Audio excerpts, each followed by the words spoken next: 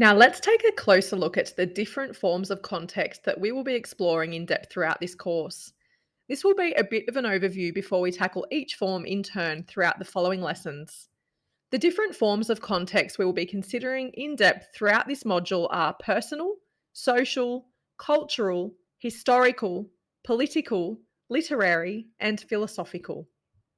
When we are examining an author's background, we consider their personal life, taking a look at their family life, significant relationships, their career, their financial situation, their aspirations, and their education. We can learn a lot by prying into the private lives of artists. It might feel a little bit invasive, but a writer's biography can illuminate the pathway that led them to composing their work. We can also consider an author's social background and where they fit into their society. That's if they fit in, they may not. Many authors feel like fish out of water in their own social world. As we will learn more about in a later lesson, a strong motivation for many writers is that they feel like they are social outsiders, on the periphery, looking in on their society with a special hypersensitive lens that helps them observe and commentate on the complexities of their unique society. We can consider the norms and values of the author's society and think about how they might have been affected and influenced by them.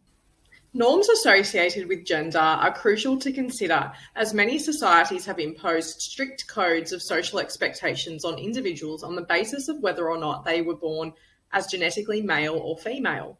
For many authors, their personal attitudes and choices in relation to sexuality and gender were in conflict with the rigid norms of their society, which may have rejected forms of sexuality that did not conform to heteronormative standards, that is, within the boundaries of heterosexual norms. We live in an era now where we see far more flexibility and fluidity in how our society perceives gender roles and gender identity. So individuals are beginning to be able to express themselves with more authenticity than was available to many people for centuries. The gender of an author has historically been a strongly influential aspect of their work, with many female writers lamenting the constraints they experienced as women expected to prioritise marriage and motherhood, while the development of their writing craft and their artistic expression were pursued only by candlelight in the dark hours of the night, once all family obligations were met.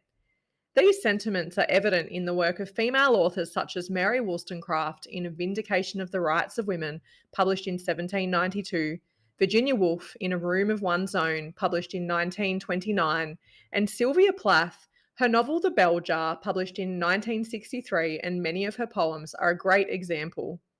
We will be taking a closer look at Plath's poetry throughout this module and examining other forms of social influence in the social context lessons.